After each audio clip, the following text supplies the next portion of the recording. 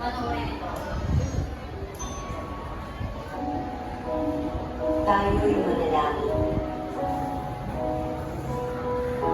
Aming Diyos na makapangyarihan sa lahat, salamat po sa araw nito. Salamat po sa magandang kalusugan at sa mga biyaya na aming natatanggap araw-araw. Tunay na kaibuti mo po, Panginoon, kaya patuloy na pinupuri at sinasamba ka namin. Dalangin po namin, nagabayan niyo po kami sa araw na ito. Tulungan mo po kami na maunawaan ang lahat ng mga araling ituturo sa amin. Bigyan niyo po kami ng talino, pagmamahal, at kalakasan sa aming pag-aaral. Pagpalain mo po ang aming bansa, ang aming paaralan, ang aming mga guro at mga magulang. Salamat po sa pangalan ng aming Panginoong Jesucristo. Amen. Sipo ang lahat. Magandang umaga sa lahat. Ito ay isang panibagong talakayan para sa ikapat ng alpahan. Now, attendance. Guys, tapos na ba? Attendance. Natapos ko naman i-share yung attendance, guys. Sino-sino ang mga lumipat? Absent. Sino pa? Sino pa? Marami pa ba? Sino pa? Ayon sa record, ilan? 5. Maraming salamat. Kamusta kayo lahat? So, ay namin expected. Kamusta again? Ngayon, umpisahan na natin. Yung mga hindi pala nakakakita, pwede yung umupo sa harapan. Kapag umawalan na ako. At yung mga hindi masyado nakakarinig. Silva, narinig ko ba ang Silva? Pwede ka rin sa harapan Silva. Tungkol in short. Ito na. Layunin natin sa araw na ito ay maipapaliwanag ang kahalagahan ng pagtupad ng tungkulin ng ina at ng anak. Na ibabahagi ang sariling damdamin sa tinalakay ng mga pangyayaring naganap sa buhay ng tauhan.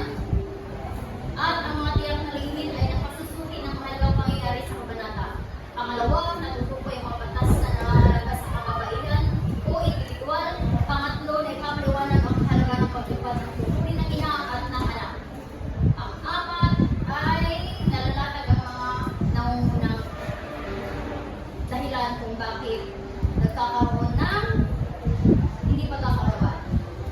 Pakinggan itong awitin na ito. Bago muna yan, sino sa inyo ang magaling umawit? Pwede yung mag-wish. Isa ba? Ano lang, sa buwan lang ba? Isa ba? Sabayan ko lang. Ang pinood yun na siya. Ngayon, dalawa, please. Pwede mo ba ibig? Sabay lang naman, sabay lang. Ready, go. Gusto ko kung namin yung bawat mensahe. Kung may mga ina kayo, pagpalagay na para ito sa inyo.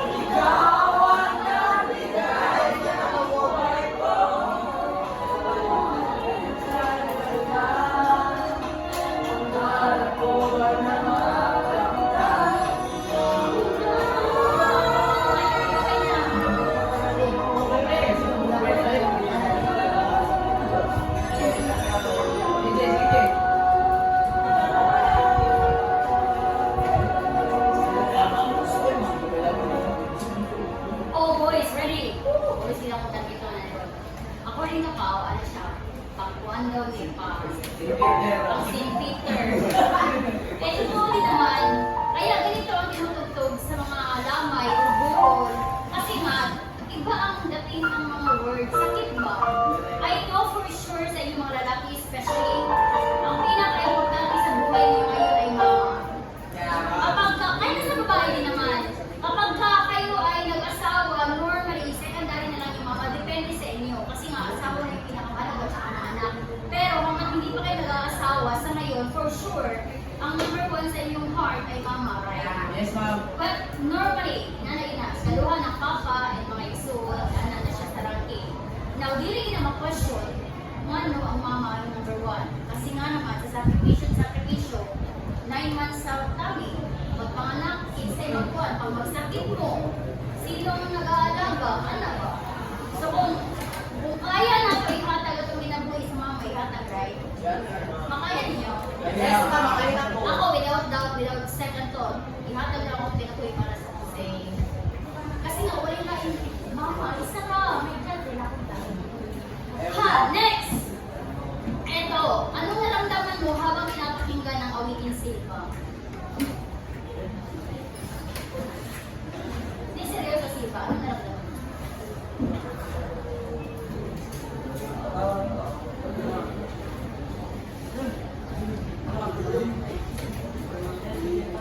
Tawag mo Silva. Ay, mga mag-aaral, meet our master teacher, Ma'am Amelie Jimenez.